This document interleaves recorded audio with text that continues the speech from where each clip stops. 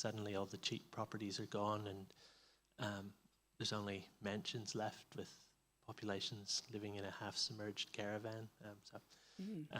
So that's kind of the board, and sort of there's different houses, and the sea level rises each round.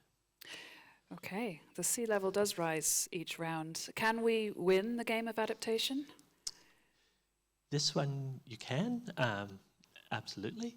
I guess we saw that here in the innovation spotlight, where actually most of the players were able to, through sort of negotiation and the decisions that they made, everybody was able to kind of be able to purchase the property that they could afford that was actually outside of the sea level encroachment, and put in place sort of some mitigation type aspects. Whereas when we played it again this morning in a separate session, we ended up having a property baron turn up, and they certainly won, but others lost out. Okay. And I don't. There's different sort of aspects. So that one is definitely one that you can win. I know Paul has designed another one around multi-hazards and climate change, where actually you cannot win. There is no winner. Okay. And in terms of the session as a whole, were there any key takeaways that you took? I guess kind of the key takeaway was, that. Yeah, I guess with some of this audience was, just the enthusiasm and the kind of the debate and the discussion that those games sort of brought to the forefront. So, there was, at least in the farm one that I was facilitating, we had quite a bit of heated discussion about how many lots of livestock to sell, whether we should put in wetlands, whether we should do other sort of mitigation and adaptation features or not, or some people were arguing that we need to be in the black to be green, whereas others were willing to sort of put it all on the line and adapt and mitigate. So there's just the level of engagement and discussion and debate that happened was absolutely fantastic. Yeah, having been there, I think heated discussion is actually a polite way to to phrase what happened, but it certainly did stimulate discussion and allowed people to get into the depth of some of those conversations very quickly. And actually we'll also hear a little bit later in this session as well about other games that help us to communicate and to think about adaptation. Thank you so much to both of you. Thank you for being facilitators of Spotlights 1 and 2 and for coming back with these insights for us as well. It's been an absolute pleasure to have you with us. Thank you. Thank you for having us. It was a great experience. Thank you so much. So as we move to our third spotlight, we started to look to culture. We looked to how we support and help communities, and we looked to youth, how youth are the innovators of the future and what they are bringing already to the forefront. We had a number of facilitators who supported us in Spotlight 3. We had Mariski Nirwan and Paul. Paul, you'll have to say your full name for us when you come up. I would really appreciate that. We also had Zabil Scanlon and Tarora Charteris, who are not with us because they are doing exams at the moment. So they had to head home yesterday and are now deep in their exams. So we really did have youth speakers with us. But instead we have Paul Zanin and we have Helen Kerr with us, who also supported and ran that particular session. So Mariski, Paul, Helen, and Paul, please come up.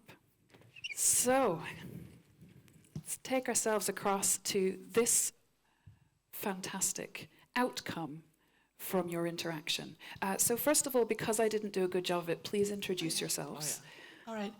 First of all, because my name is shorter, my name is Mariski Nirwan. I'm from the Yayasan Konservasi Alam Nusantara, or the Nature Conservancy in Indonesia. And this is my colleague with the long name. Please, Paul. Hi, everybody. My full name is actually called I Gusing Ngurah Paulus Widya Eka Saputra, but you can call me Paul in short. Thank you.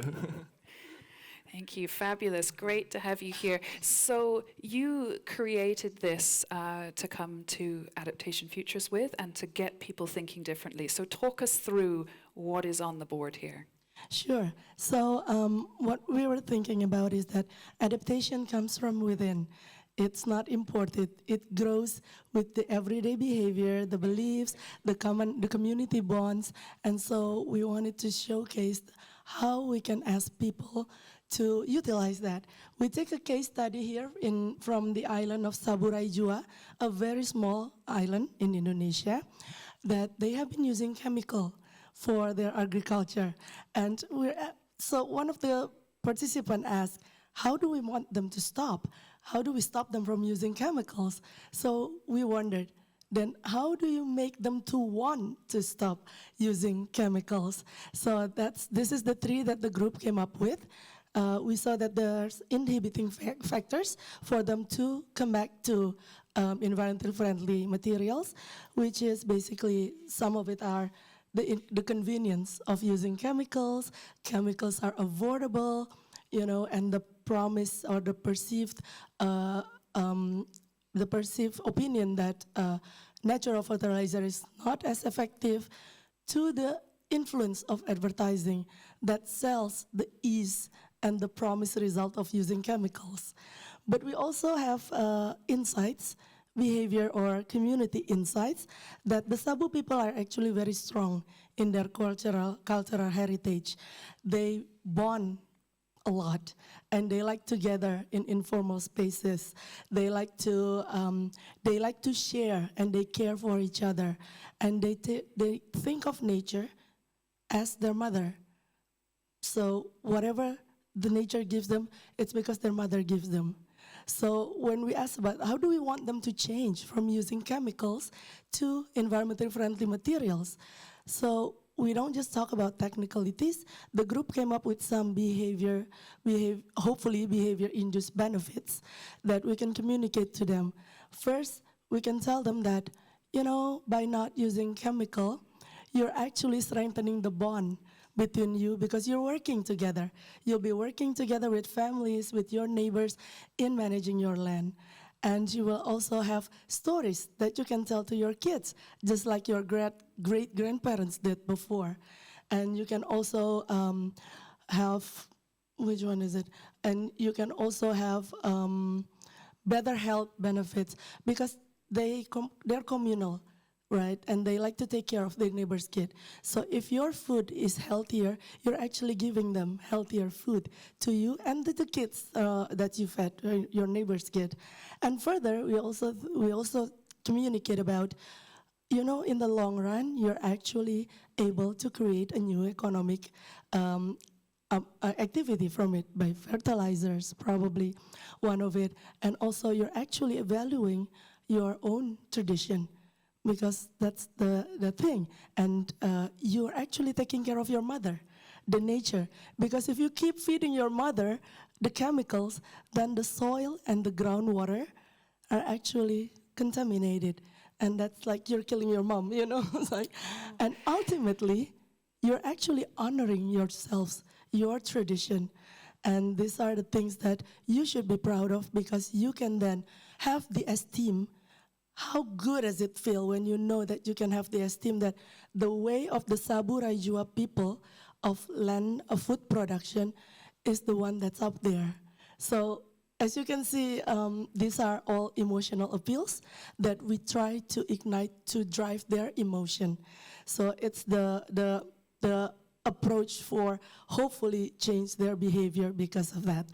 And on that, I think how you asked about how to make it thrive, I think just small things that you celebrate small wins and you reinforce this through what they like, stories, and then reinforce the norms through rituals, storytellings, and community recognition.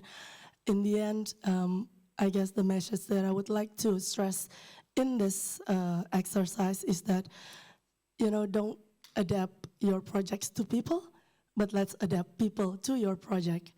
Sorry, I think that's the other way around, right? Don't adapt people to your projects, but you need to adapt your projects to the people. Let's just by using reiterate this that. You insight. need to adapt your project to the people, You not may the have a other little way bit around. reflections, Paul.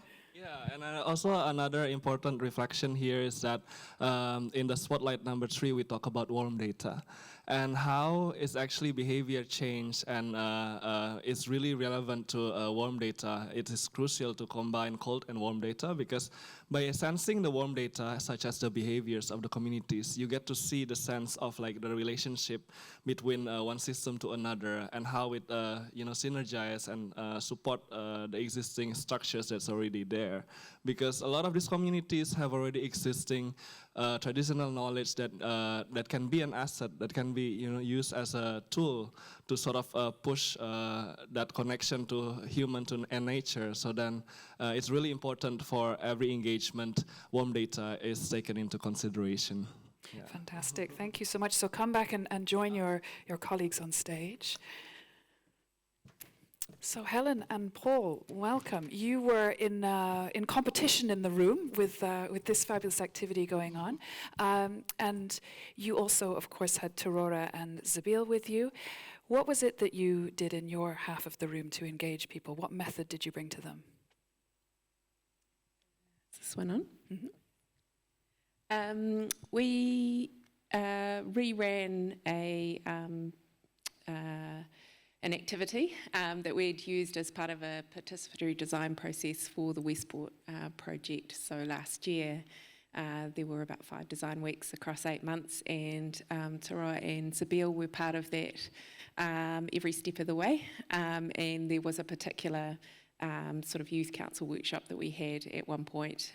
So we picked one of the activities that we did at that point in time, and Tara and Zabil ran it. They flipped it around, so rather than sort of us doing it for them, they did it in reverse. The idea was it was sort of interactive polling, so voting with your body along a continuum from sort of one end of the continuum to the other. And we had 3 questions. We asked those questions in the now, what would you do? And then we asked the same 3 questions projected forward into the future, 75 years, 2100, which is quite a long time scale to imagine, but to put yourself in the shoes of your descendants. And answer the same question, and then look at the difference in mindset, or the mindset shift between the way that you would have answered that question from the now to the future. And it was to look at the kind of shifting perspectives around the things that we need as tools to be able to adapt. Fantastic. And you could really see in the room as well that people jumped into that very quickly. Again, a really great way to engage people. Paul, from being in the room throughout Spotlight 3, were there any key takeaways that you had in terms of inspiration or forward action? Yeah, absolutely. One thing that I've really noticed with all the youth engagement is that innovation requires experimentation. And what I see a lot in this conference is people talking about some of the constraints.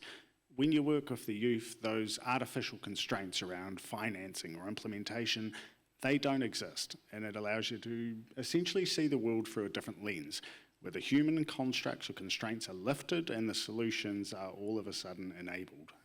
It's probably the biggest takeaway for me. Yeah, I think that's a key one.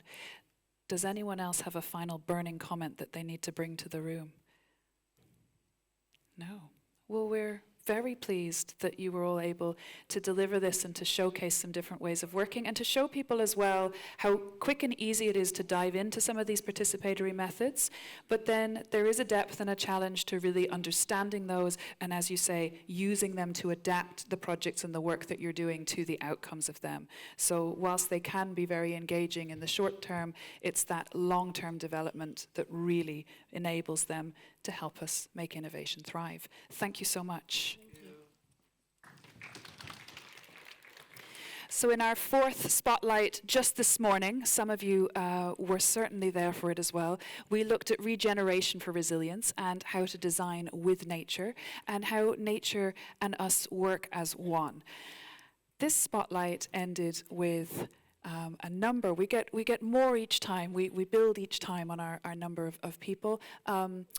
Lulu and Olya, so sorry that you are crossing over there. So we had the Nature Conservancy who were looking at finance. We had a wonderful finance panel, and then this built on that in terms of how we use finance innovatively and how it can help us support in our ecosystems. So we had Laura, Lulu, Olya, and Rachel there with this one. And then in the other half of the room, we dived into a traditional method of weaving. And here we were looking with the group, the Shifting the Power Coalition, about how traditional work can help us to understand where power lies and how we can wield it differently, and also to tap in to those traditional knowledges and powers. So here we had Villamania, Kiu, and Vanessa. I'd love you all to come up to the stage, please.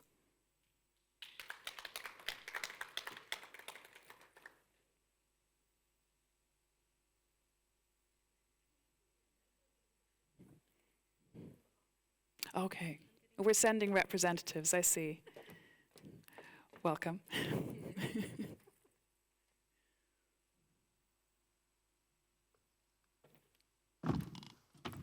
Okay. But your groups are out there, right? Yes, they're right there. Yeah, make them put their hands in the air for us. Make them work a little bit. Yeah, they are here, and they were here earlier for sure. So, Billy, I'm going to come to you first. It will be on if you're checking. Yeah, okay, perfect. So, Billy, tell us a little bit first and foremost, what engagement did you do in the room? What did you carry out? Thanks. Bulavanaka, everybody. Kia ora. My name is Vilima and I'm with Shifting the Power Coalition. We decided to engage in a traditional form of weaving using mangi or coconut threads or fibers. This is also used in a traditional setting to hold up mats when we're wearing it for functions. But we've used this to incorporate a form of storytelling or advocacy that we do with our women and our spaces. And it's basically weaving in threads of flowers to either make a garland or a headpiece, or you could even make a belt. So the idea is the flowers that you weave in tell your stories and your and your experiences. So it's about bringing that all together, and then you'll make a beautiful garland or a headpiece, and some of them are wearing it at the moment at the back. Some of them are wearing it, so do glance around the room. And also, actually, I don't have a headpiece, but I certainly have this one, which you gave me at the end. I didn't have time to weave, but I'd like to feel that I was part of it too. Thank you so much, Philly. And Laura, what was it that you ran? You've got a microphone right there next to you. So, myself and my colleagues, Lulu, Rachel and Olya, we ran an interactive session on the topic of adaptation finance.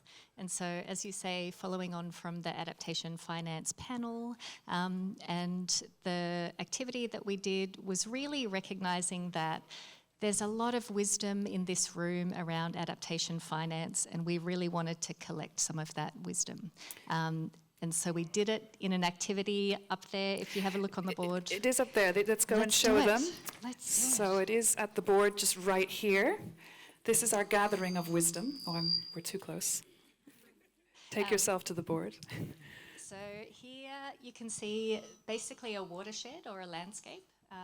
And so at the front here we've got mangroves and seagrasses and seaweed.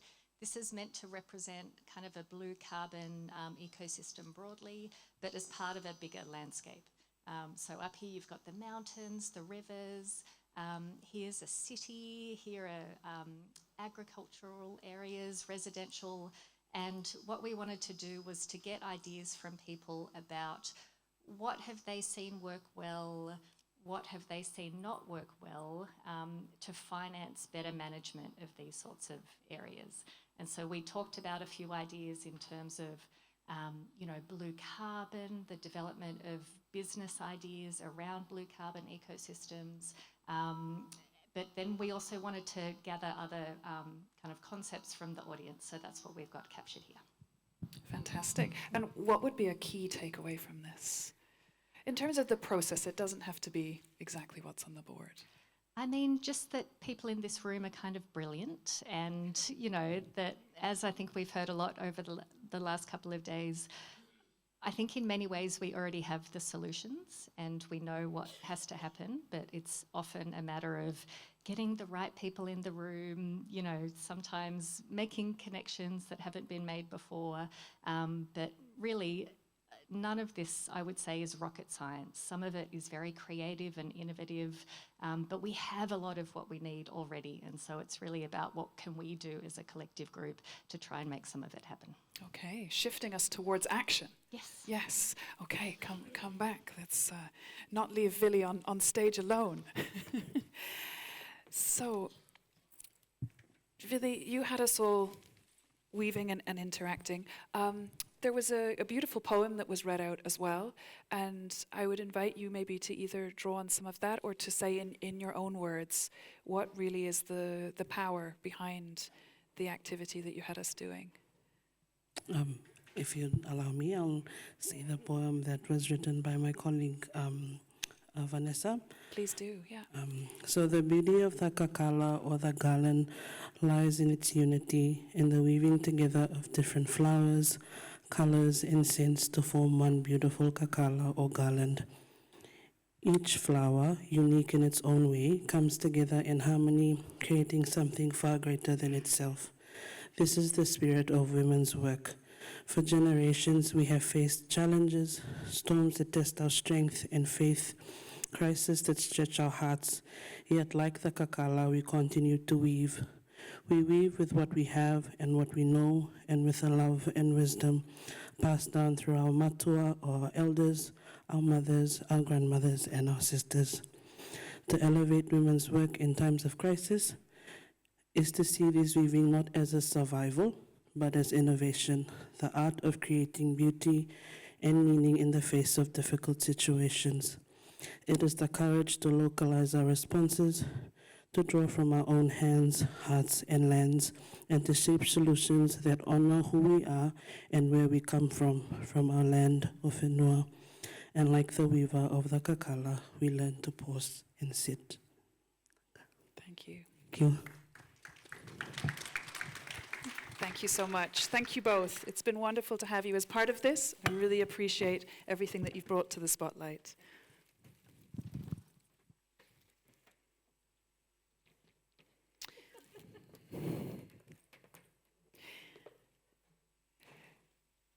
So during each of the first 4 spotlights, we had this opportunity to interact and to engage, as well as just listen and be inspired. And in this final spotlight, we want to leave you with ways to take forward your own innovation, to think about how you act. And of course, you've heard some methods as we've been talking through these different engagements, but we also wanted to look at the power of communication, different tools for communication, and how we can really help one another to take things forward, to leave us with strength as we go out of this final session. So to start us off, before we move into that sort of second part where we think about other communication methods, I first of all have a short message for you, which comes from Jesper Hornberg, and he wanted to be with us here today, but unfortunately can't, so instead he leaves you with these words. Hi, I'm Jesper Hornberg. I'm the CEO of Global Resilience Partnership. It's a real privilege to be addressing you. I should have joined you virtually today, but due to a night flight that I'm on the same planet that you're on, at this particular time, I couldn't, so I'm sending this message to you instead. I wanted to share briefly about how I look at innovation and the importance of innovation, especially this time when so much is changing and we need to come up with new solutions. I think of it as we are trying to solve for the unknown. There's some stuff we know that we need to solve, and there's a lot of stuff that we don't know. So it's complicated. So we need to really double down on innovation. We need new tech, we need new models, and very importantly, we also need new collaborations. New organization, bringing in the unusual suspects into the room so that we can have those conversations. We need to build trust. Trust is absolutely critical because innovation needs that in order to actually happen, so that we can build on each other's ideas and have truly honest and open conversations. I think hope is very important, and hope to me, and of course we can solve this if we really try, and we are, so we will. But hope also relates very strongly with leadership. So it's a focus on the people that are actually trying to do this. We need to strengthen that. We need to support the leaders that are trying to do good innovation in new collaborations in a trusting environment. Now, I'm going to leave you with that. I know you're in very good hands, and the conversations you're having and the conversations that you will have are absolutely critical. And I look forward to taking part of it in written or video form at a later date. Thank you and good luck. Thank you to Jesper. And it feels like he may have collaborated a little bit with Yusuf before coming as well in terms of some of the messages there, and indeed bringing us back to the idea of trust and the importance of trust. Also, that we need to be able to have conversations. So as you can see on the screen now, we have a whole host of wonderful people who are going to come to the front. While they do that, and just to give us a moment, please turn to the person next to you, say hello to them, and tell them something that's been interesting to you in this session.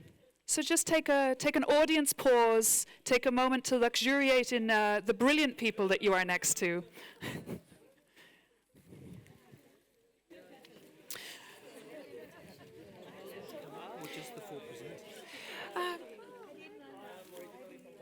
They can join us for the song.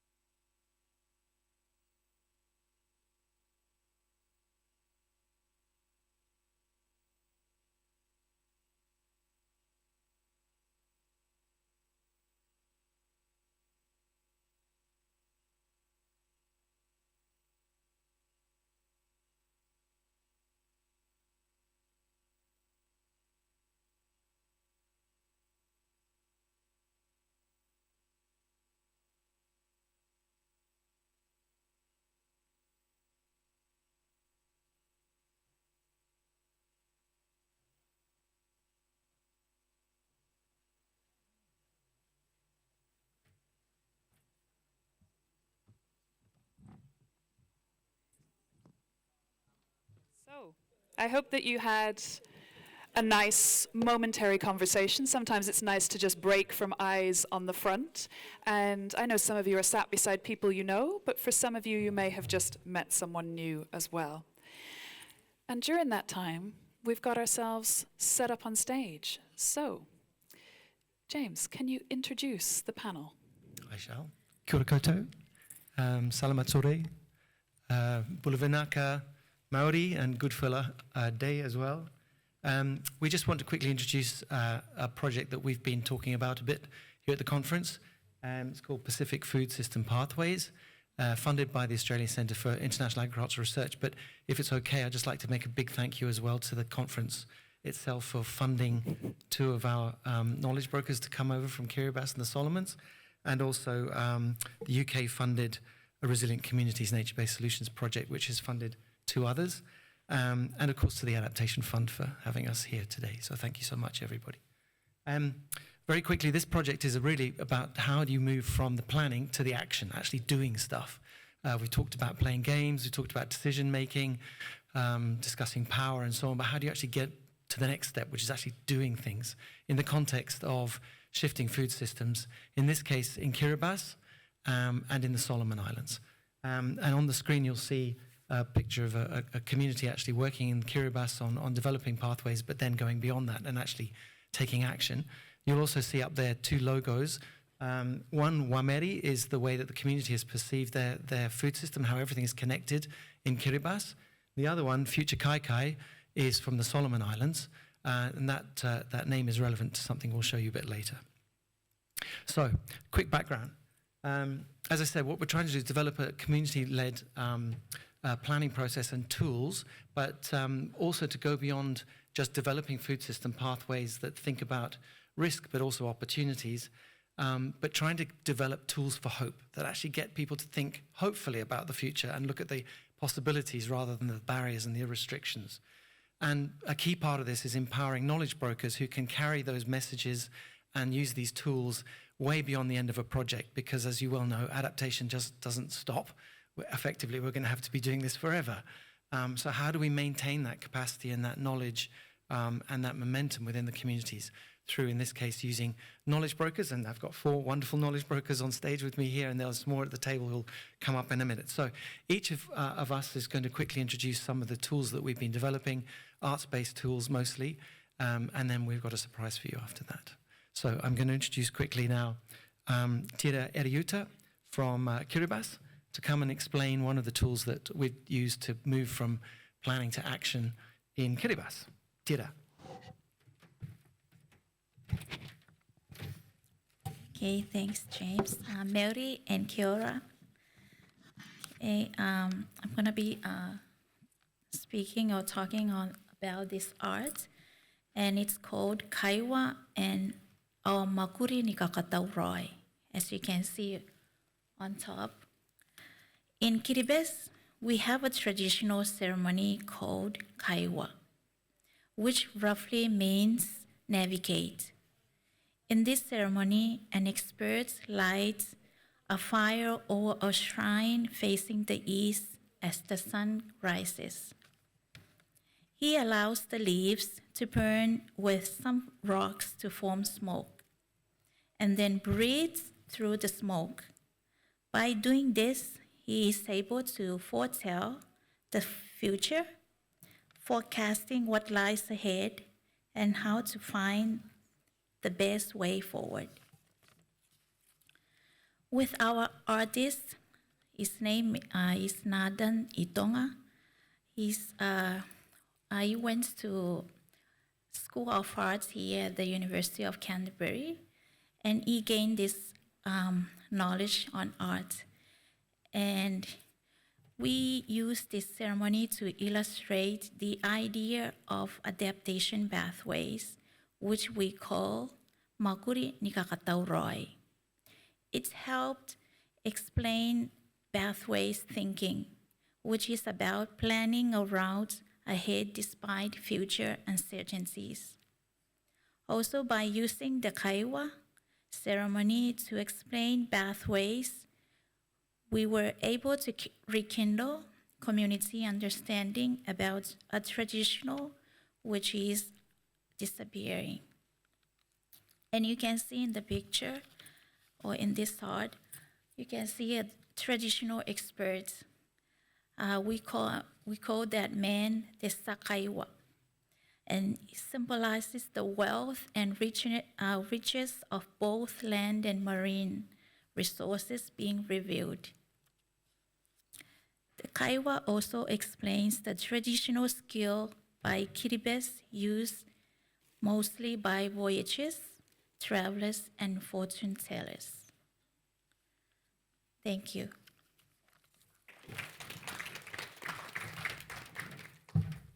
Korapa, thanks, Tira. Now we're just going to quickly move to a similar piece of art that has actually been designed and drawn by the artist here. So I'm going to introduce you to Desmond Waragutaya from the Solomon Islands to explain this one to you. Please, Desmond.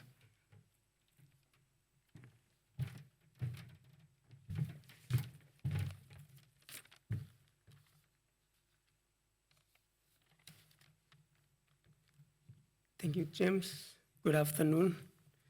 I'm honored to present the cultural framing for pathway thinking, my art of Tomoko Canoe and dolphins.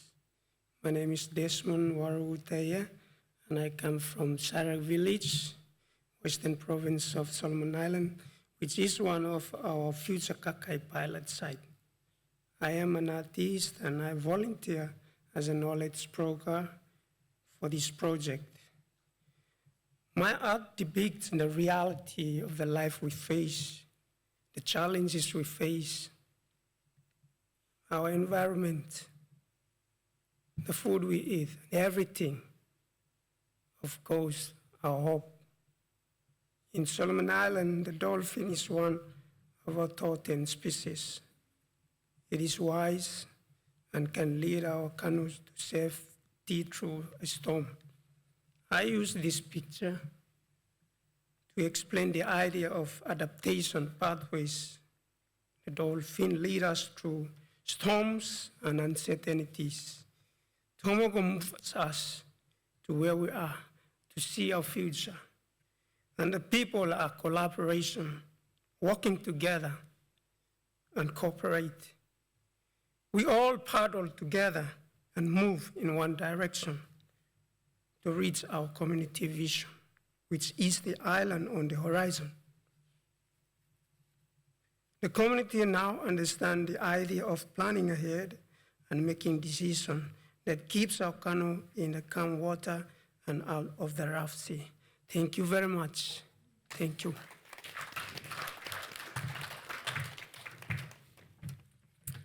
Thank you too much, Desmond.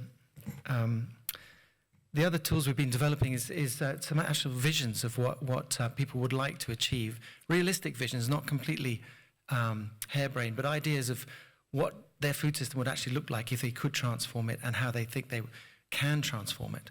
And so just to explain these for the two locations, the first one I'm going to invite Tirene from Kiribati to explain this one for the island of Abayang. Please, Tirene.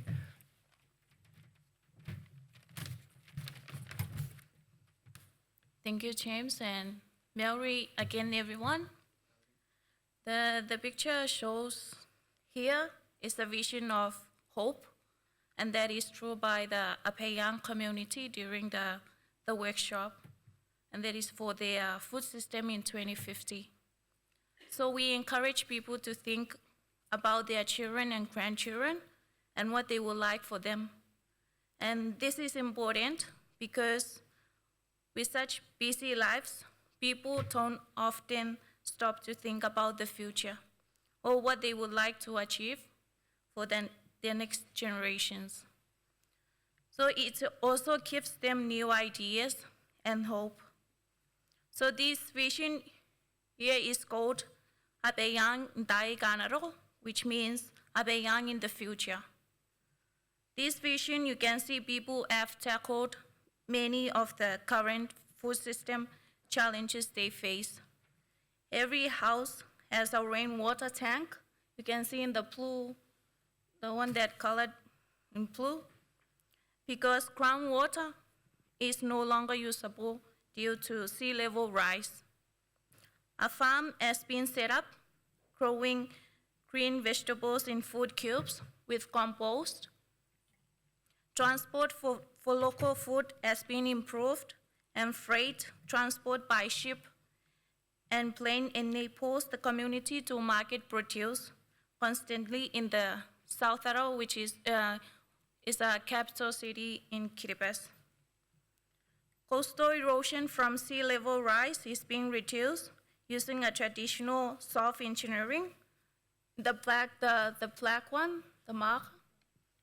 Yeah, that we call it in our language, Kiribati language, is the pui pui.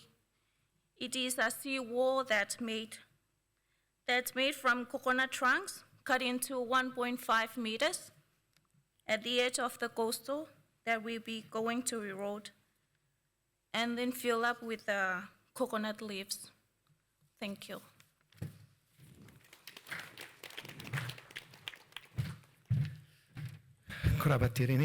And now just for the equivalent for Ijo Moringi, I'm going to ask Julianne to come up and talk about the vision for that they've developed, in fact, with Desmond.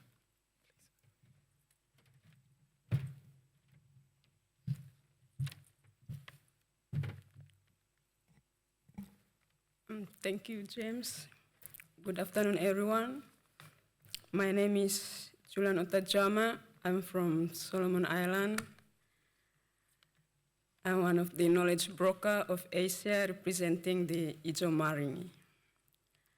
I will present the vision of hope of Ijo Maringi. For Ijo Maringi, Desmond combined all of the community's vision into one piece of artwork. He drew it into a map of the community, showing how food, water, and natural resources will be transformed in 2050 and beyond for future generations. You can see that there are sea grapes management areas Sea grapes are a most valuable food resource. And we now know that climate change may benefit sea grape growth. There is also reef conservation going on, even though reefs will be heavily impacted by climate change. Food gardens and waste are being better managed, and native forest is being restored. Logging has been stopped. Village governance is strong, and education is training children to live sustainably. This vision has been printed onto a huge banner and is used by the community for social events and meetings. Children enjoy interacting with it and seeing where their futures lies. As knowledge brokers, this is a very useful tool for us to remind the community about the future they wish for when they are making decisions. Thank you.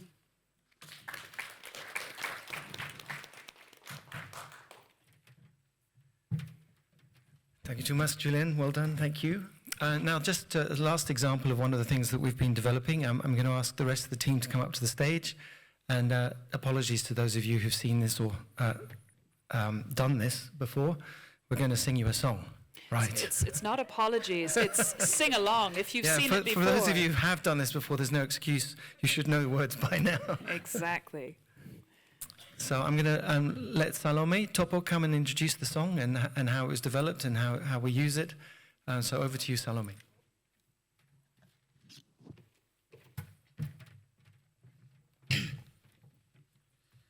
Thank you. This song was developed by one of our former colleagues, WWF staff, where she composed it to sing along after every session when we have this food system workshop as a community. That is with Ijo Maringe. So the song means, it is in Pidgin, Solomon Island Pidgin, and it means future food for you and me, and for the children, and for everyone. Transforming food system for you and our children and for all of us. And on the verse, it says, working together to transform our food system, listening, learning, and growing for our families, for you and me, and for a happy community. Thank you.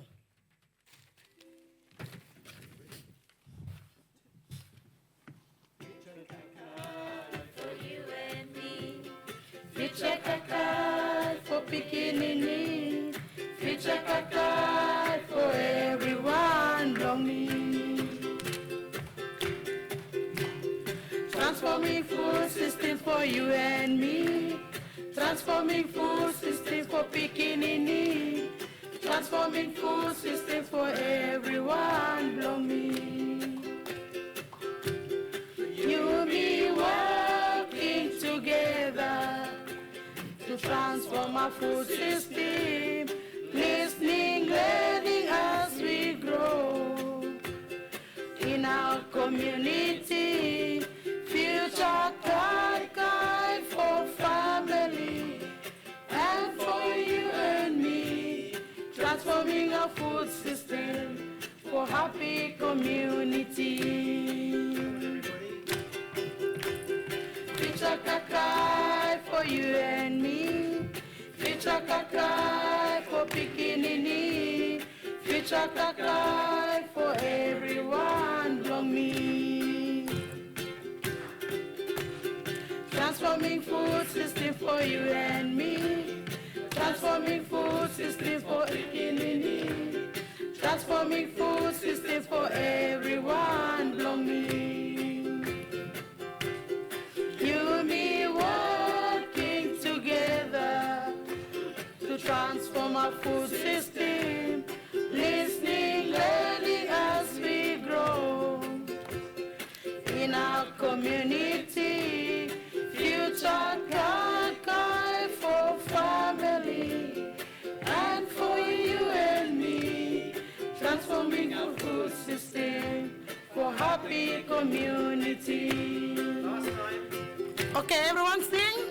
Future Kakai for you and me, future Kakai for Pikinini, future Kakai for everyone belong me.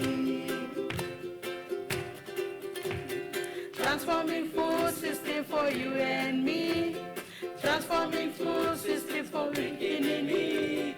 Transforming food system for everyone. Blow me.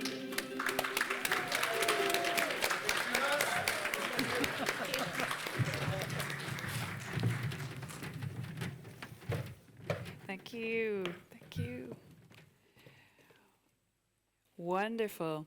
Thank you so much, and for bringing us innovation in action, and to remind us as well that things can be that we bring into the room, that we give to one another as well. Really wonderful. Really appreciated. To continue on our journey of communication tools, how we can reach out to one another, I would like to invite to the stage Ofa Maasi Kamasi, Noshin Torabi, Dr. Andrea Grant, and online we have Susanna Fisher. Somewhere we have some microphones. One is there. That's all we need. One is enough. Fabulous. Thank you so much. I'm sure I've said your name wrong. Please introduce yourself to us. Ofa. Yep. Okay. Ofa Maasi Kaisami. Fabulous. Yes. And Ofa, can you start by telling us a little bit about how we bring the challenges and solutions and communities together? How do we unite those three? Tricky question. Yes. Challenging one, actually, because coordination needs all these three to make something impactful. And, you know, I was just listening to the song, You, Me, Everyone, you know, you and me and everybody. I think that's the calculation that we need to have to make it happen. Yeah. Fabulous. And tell us a little bit about what you're doing, how you communicate out into the future. Okay. Well, the one that was given to me is on innovative solutions. And the need for innovative solutions is underscored by the emergency of limiting global warming temperature to 1.5 degrees, aligned to the Paris Agreement, but also affirmed by the recent ICJ advisory opinion. The business as usual approach is no longer an option for us and for the Pacific. For the Pacific and many vulnerable communities, focus on innovative solutions must be fit for purpose, must be scalable, must be affordable, but also contextualized to the unique cultures, geographies, and the needs of our communities. We have learned over the 5 years being the manager of the Pacific Climate Change Center that innovation must be rooted in local knowledge, traditional local knowledge, and indigenous system. What does that mean is that we utilize local resources and capacity, build on trust, and deliver through partnerships. It is not just about new technologies, and we can all agree on that it is about connectivity, it is about relationships, focus on the needs and lived experience of the Pacific people and the communities. The Pacific Climate Change Center has a vision which is to catalyze climate action and investment in the Pacific. And while that is realized through innovation function that is underscored by innovative mechanisms that we have developed and put in place. One is the Pacific Climate Change Innovation Lounge, which is a platform for connecting developers and users of innovative solutions. The other is Pacific Innovative Climate Investment Hub, which is a technical support and small grant mechanism to catalyze co-design and co-implementation, focus on governments, private sector, NGOs, and our vulnerable groups. The other is Pacific Ocean Pacific Climate Change Conference, which is a platform for researchers from the Pacific. This is where we promote the uptake of Pacific research in the IPCC process as well. The Pacific Climate Change Innovation Exhibition is where we bring those with the solutions and connect them to those with the challenges. And so the transformative climate adaptation outcomes, it requires a change of paradigm with enabling structures, with funding support and mechanisms, with partnerships built on trust, and platforms for dialogue and implementation where it is needed the most. And that is the work that the Pacific Climate Change Center is actually entrusted in the Pacific to deliver for our Pacific communities. Fantastic, thank you. And of course, we've just seen some of the work that's coming out of the Pacific and hearing more also about what you're doing from your side. And we all know within this room and online the power of conferences, one of the tools you just spoke about there in terms of bringing us together and being able to connect and move forward. Nosheen, can you tell me a little bit about how you are using a different type of communication tool, gaming, to disrupt thought silos, to tear people out of their norm and to make them think differently?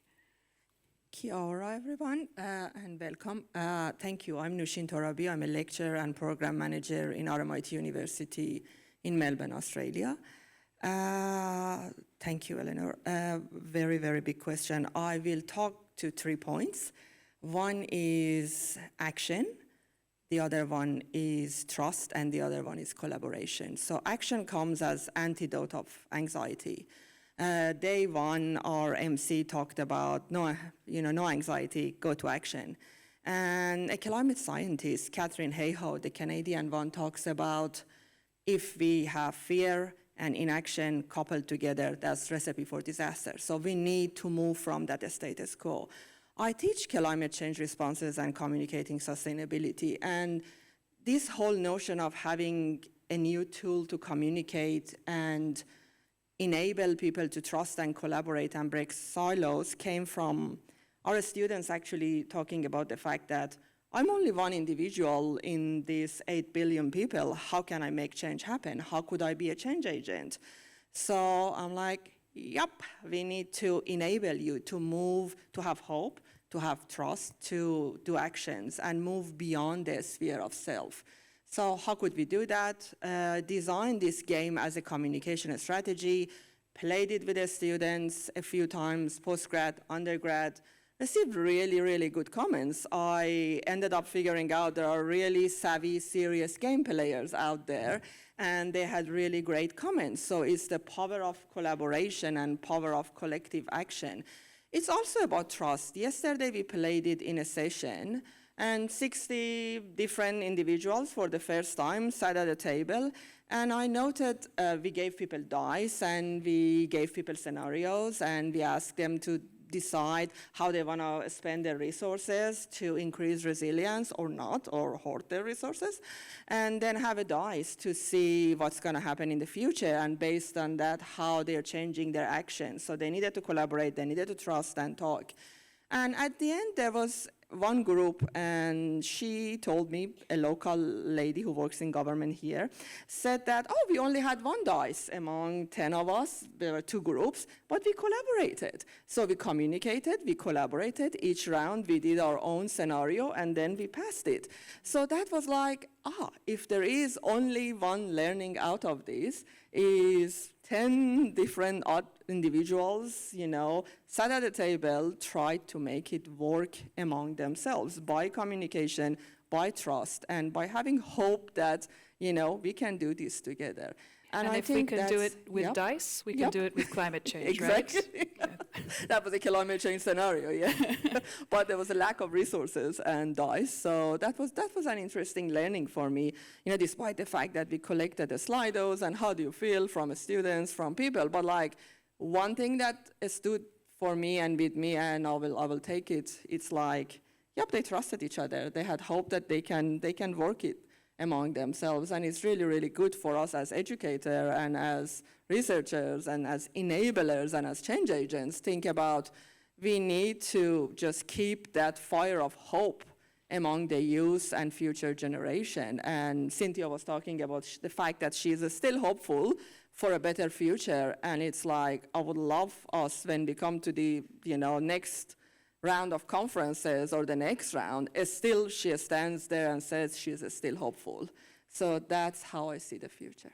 Yeah, thank you. Fantastic, thank you so much. And Andrea, you've been working with the idea of risk, and when does risk get too large for us to even understand it? When we're coming up against future events that we don't know, we can't necessarily perceive. How do we deal with that? Kia ora. Thank you for the question. Ko Andrea Grant, toko ingoa, and thanks for the opportunity to be here speaking about this. I'm part of a program funded in New Zealand, a 5-year program that's looking at extreme wildfire and are we ready? So our challenge I'm a social scientist, and our challenge has been in that space of how do we, where wildfire hasn't been experienced to the extremes that it has in other places, we've seen it overseas, but we haven't seen it here. How do we bring this conversation into our planning and development decision making? And so we've been exploring this with practitioners, those involved in planning and development decisions, in a way that opens a space for them to have conversations that they don't have in their routine practices.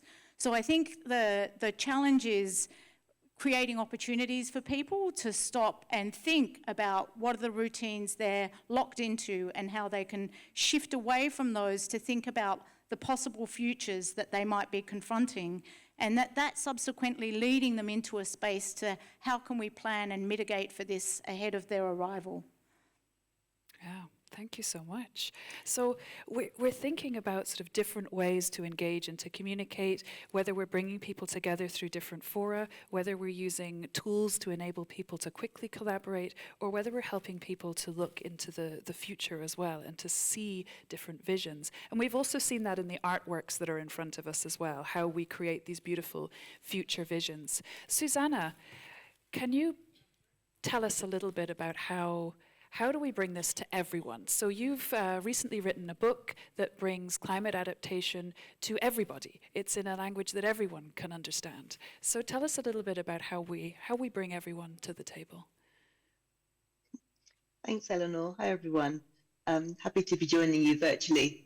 Well, let's say I hope the book brings adaptation to everyone. So I've just published what's called by my publisher a popular science book on adaptation. So it's called Sink or Swim, How the World Needs to Adapt to a Changing Climate.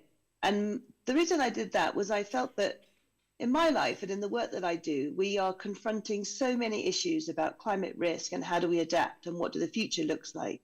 But when I go home from my day job or I'm not working on an adaptation project, there doesn't seem to be so much conversation, where I live in the UK about what the future will look like and actually what the risks are that we're facing, but perhaps most importantly, what we can do about them. So both from a mitigation perspective, but also from an adaptation perspective to what we already know we are facing in the climate change world. So I wanted to write something that would open up some of those conversations and what I think needs to be a bit of a political debate. So, I think there are so many fundamental questions that adaptation is posing for societies around the world. And yet often it's been quite small parts of those societies that have been having the conversation. So what I wanted to kind of lay on the table was to a wider audience to say, this is the climate science, but there are multiple ways that we could look at that. So one of the things I tried to think about is, what does it look like if we face the impacts that we know are coming and that we don't adapt? Or what is it, and that was what I might say we're sinking, but what does it look like if we say, okay, we're on this pathway, we can make our plans for mitigation, for overshoot, but we're accepting we've got these risks. So what does it actually look like to manage those really well? And I can hear that echoing with what others have said in the room so far, that we need to imagine what the new futures look like to work towards them. And so this was the conversation I was trying to start.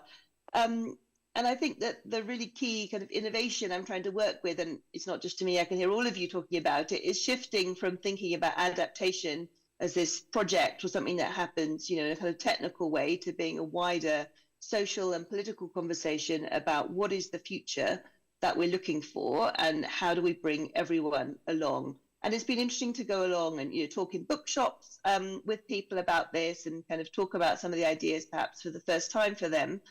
And I think what's really important is really starting from where they are. So people obviously come with their own worries and priorities about employment and inequality and their children's education.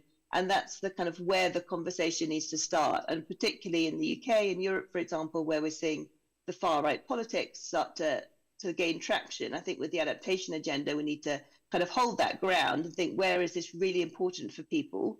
And how can we start from where people are and then work with them on this journey? And Eleanor's asked us all to think about a message of hope, and for me, this is a hopeful story because we are tackling the climate crisis and we're all working towards that. But we can also use this as a way of thinking and working together on what we want a new future to look like. Thank you so much, Susanna. And it is a hopeful story, and that's why we're all here, of course. But bringing everyone else along with us is part of that hope. Today we don't have an interaction as part of our spotlight, but there are ways to carry things forward still. Andrea, I know you have a session coming up. Would you just like to let people know when that is? Yes, thank you for the opportunity to spruik that. We've got a workshop tomorrow at 1:30 over in the Limes room. We'll be migrating over to the Christchurch Town Hall tomorrow for this conference.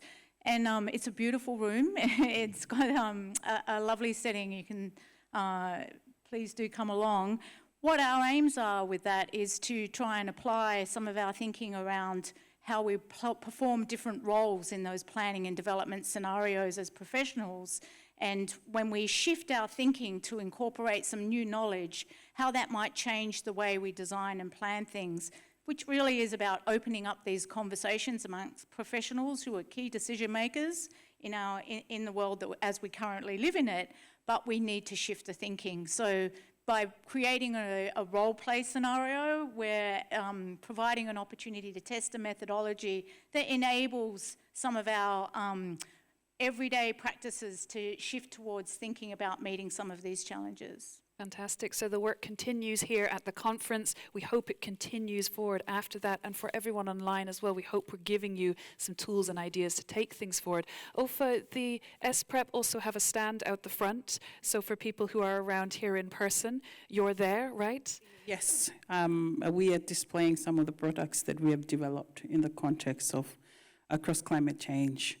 But also I wanted to just mention something that I picked up as part of the conference is that they say if you want Indigenous knowledge and Indigenous like us to be part of the adaptation pathways, then adaptation must be Indigenous. So that is something that I wanted just to share that I picked up. But other than that, yes, the SPREP Pacific Climate Change Center booth is outside if you want to know more about the work that we do from the Pacific Climate Change Center in SPREP. Thank you. Share it, but also state it. It's very true. Thank you so much, Ofa. And thank you all. A wonderful panel. Really appreciate all of your inputs. Just to your comment, look, I found that one of the most inspiring things about this conference has been the exposure and insights to Indigenous practices and knowledge. And I think that there are so many lessons for us from a non-Indigenous perspective about how we can actually live these practices. So I just wanted to reach out and say thanks very much for here bringing attention to that. Yeah. Oh, thank you.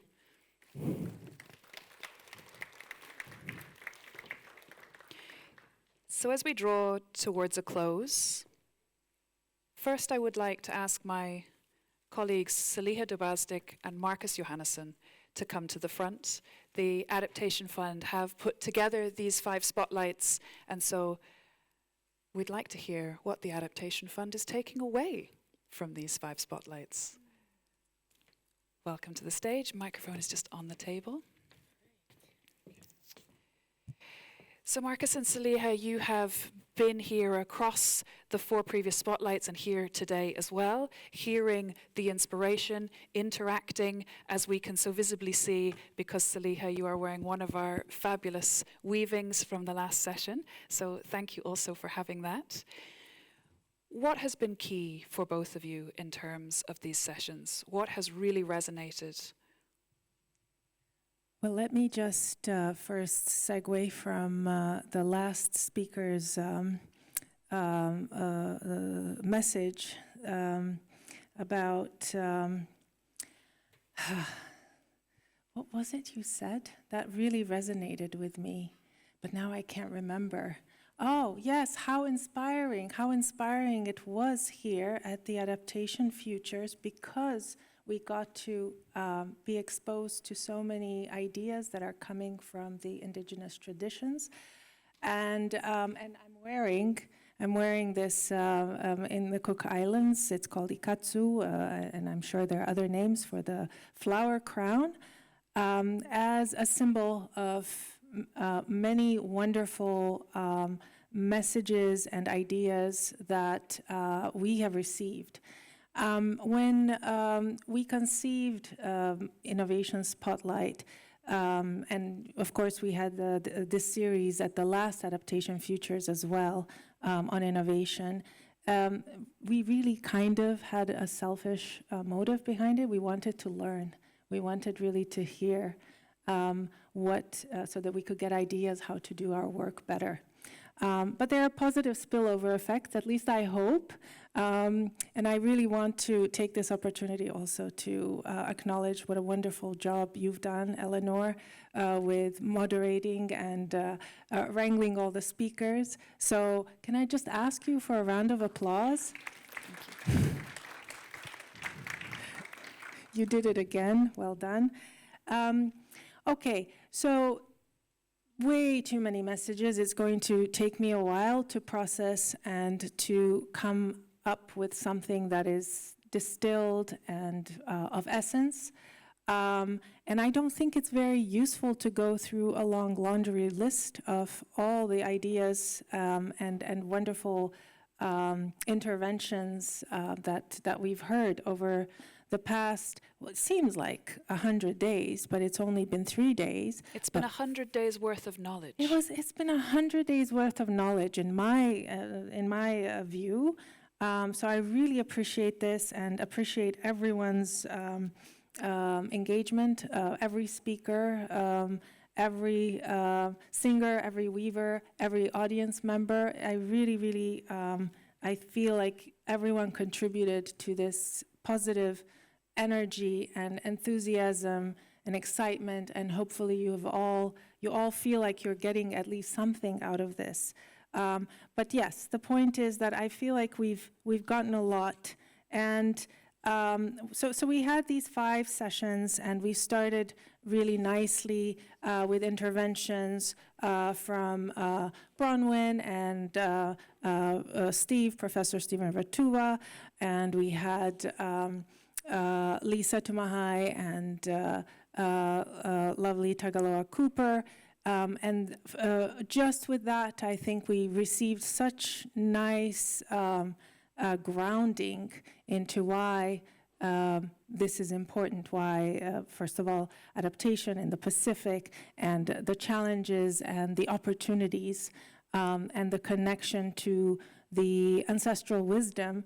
And I don't say this in any cliche way, because I think it becomes really quite obvious and apparent, self-evident, that we need to incorporate all the, how do I say, all the sources of power that are at the disposal of people, and this is definitely one of them, or many of them. I think the message as the Adaptation Fund that I got out of those interventions is the important for us to advocate for policies that ensure that climate finance does reach the people who need them, and this means indigenous communities, communities that are on the ground experiencing the effects of climate change, direct and indirect, because God knows everything gets so compounded in this world with climate change affecting all sectors. So this is something that came out loud and clear. We heard the difficulty or the challenges of investing in unproven ideas, and yet how important it is to do so. So this is something that I think the Adaptation Fund is already very much trying to do, to create that space for innovation and funding windows that are specifically dedicated to adaptation, and that can be accessed by national implementing entities and also through the locally led adaptation modalities. So devolving access further up to the grassroots level. So it's great to also get a bit of confirmation that what we're doing is on the right track. That's always nice. We were also reminded that it's really important to create space for young people. We, from time to time, we're like, oh yes, let's make sure that this indicator is also disaggregated by youth status, or let's make sure that this particular programming option prioritizes or encourages the engagement of youth. But I think it's so important to put that front and center. And so that was a reminder as well. How much time do I have, or have I already used it You've up? gone over time already. Oh, my goodness. All right. In true so spotlight that was style. the first spotlight. No, we just had wonderful ideas from so many different speakers. I'm not going to pick my favorites, although I would say, speaking of youth, it was fantastic to hear from youth. It's fantastic to see examples of youth leadership and have them in their own words explain what it means and how it works. I feel like I learned a lot about that. And maybe just lastly, because time is short, no, there's just way too much good stuff here. I really appreciated the reminder that innovation is a mindset. And I also agree that in many cases, these, when we're looking towards a future and trying to find solutions, that very often we have psychological barriers and feel this is not possible or that is not possible. And it's so wonderful to break out of that. And somebody mentioned that youth, young people sometimes don't have those, don't see those barriers. But I think also the power of community is that we can hold each other up and encourage each other in face of these perceived barriers and sort of push each other on. So thank you for that, because I feel that you have done that for me and for us, I think. And lastly, big shout out to Shifting the Power Coalition. That was a lovely exercise. And I'll be taking this home and maybe never taking it off, I don't know. So Marcus, over to you. You have approximately 10 seconds. Well, thank you. Most things has already been said, but I can be concise, and I would like to highlight, I think, the fabric throughout these days, which has been how the indigenous voices has put to the forefront the need to reconfigure and elevate our relations in between ourselves as human beings, but first and foremost, our relation to nature, how we are a part of it. We kept hearing it over and over, and I think it's a good reminder. And also, in that sense, how traditional knowledge is really a carrier of that lost wisdom that we need to be reminded of. And then also a quick one in relation to the innovation processes, the changes that needs to be undertaken. They are being undertaken all the time, even if we don't are aware of them. But I think we've seen examples, and Salia mentioned it already. The agents of change that enable innovation for adaptation is youth, and we've seen how they're being given voice, responsibility, and the agency to act and actually achieve great results with trust in between themselves and with the one they work with, and the respect, the mutual respect in between generations. But also, I think households and communities, how they work in informal spaces and can really fill the gap where public governance and supply is not really working. And that's really encouraging as well, to see and hear the power in that. So Thank you. I was more than 10 seconds, but I think I did a pretty 11. good job. All right. Thank you both. In the interest of time, I'm afraid I do have to cut you there, but wonderful to hear your insights and what you're taking away from this and what the fund is, of course, taking away from this. And a huge round of applause to the Adaptation Fund, who have supported this and also a key sponsor of Adaptation Futures 2025. Now, we keep speaking to the power of Indigenous voice, and so it would be wrong of us not to end on that. We did start with it. We started with Stephen Rutuva, with Lisa Tumahai, and with Tagaloa Cooper. We were hoping that Lisa would be back with us, and I don't think she is, but I just want to check if Lisa is in the room. No, that's quite all right. Often when we're closest to home as well, there are the most commitments and ties on us. However, who we definitely do have in the room, and often we have to look back in order to look forward. We have Dr. Gwen Point with us. And I say look back to look forward because the innovation spotlights were first birthed, they first existed in Adaptation Futures 2023 in Montreal in Canada. So we're so pleased that you've come across from Canada to be with us. Dr. Gwen Point, can I please give you the last and final floor to leave us with a strong message of hope, to tell us how we can look forward, and to let us know that we are going to be able to adapt and to do this.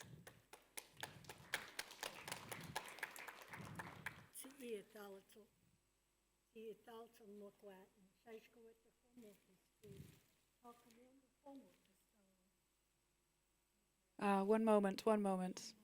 Yeah. Yeah, our tech team is just running around for you. I can tell you I'm a spiritual person and I do that. Yeah. Might go through. In fact, your colleagues yesterday, Katisha and Jana, they did a beautiful mic drop. Oh, geez. It was a fabulous moment, yes. Dr. Gwen Point. Shaishko to homo to screen, how come the homo to stalo? To eat, my hands raised means thank you, but it also means welcome. And if there was ever a message I can share, it's messages that I received from my elders, from my mentors, from my teachers. And they would say, "Ti'italato tetzel e tias." Thank you for your good work. Thank you for your good work. And as we've seen these last few days, no one individual can do this type of work.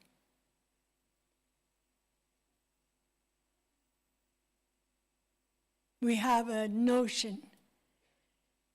We're told that if what you're doing is right, if what you're doing is good, that what you need will come. And those that you need will come. So to Adaptations 2025. And you see the fruits of your labors here. So I can tell you, to the young people especially, your work has just begun. And the elders told us, you don't get tired. You don't feel sorry for yourself. You stand up straight, you stand up strong, and you walk with your elders, walk with your teachers, and then turn around and share what you've learned. So that what you know now, you have a responsibility to share that with others that need help.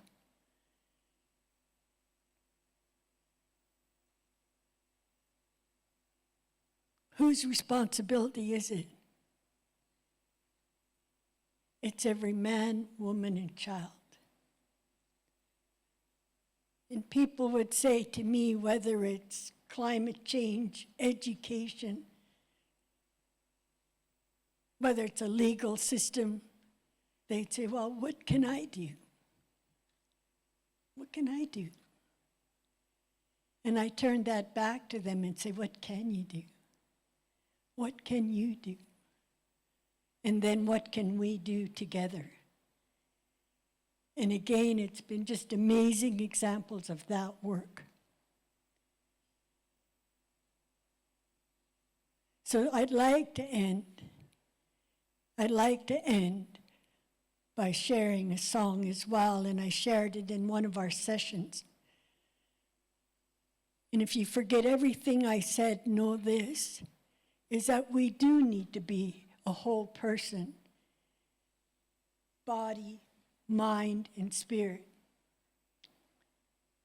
And that it doesn't matter how you pray, whether it's to God, to Jesus, to the Creator, good grandmothers, good grandfathers. We all need prayer.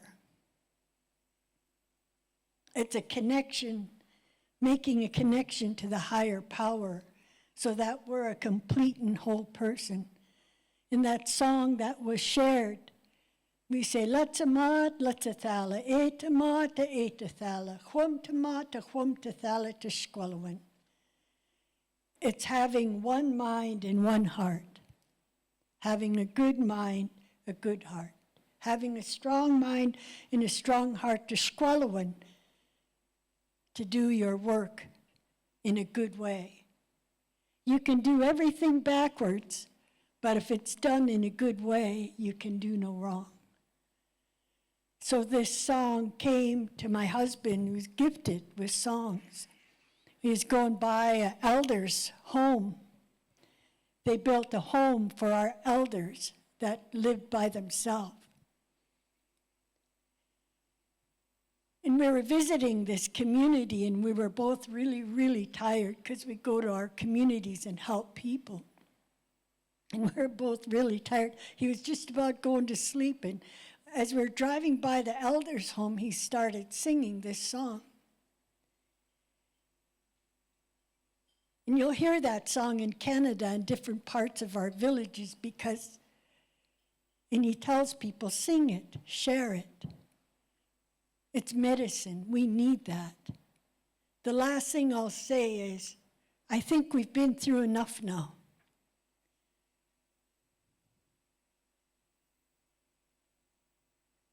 In that we create our future by what we say and do. And if these are examples of our future, you're doing a good job.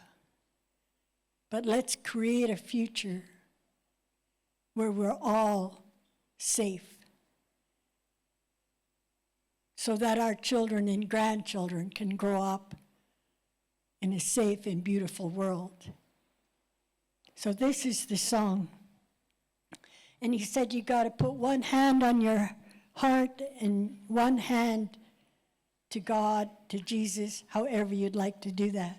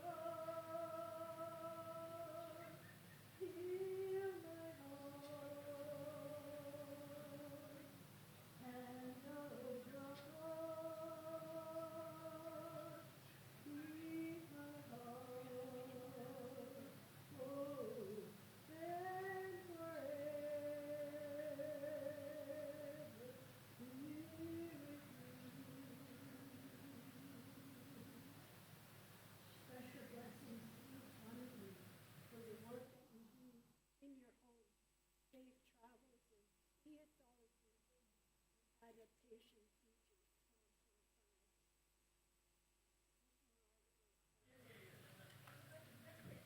Thank you. Thank you, Dr. Gwen. Thank you so much. And thank you to everyone. Go forward with these messages of hope. Take them out with you. And we look forward to seeing you again in 2027 and all the amazing things that we will have done together by then. Thank you.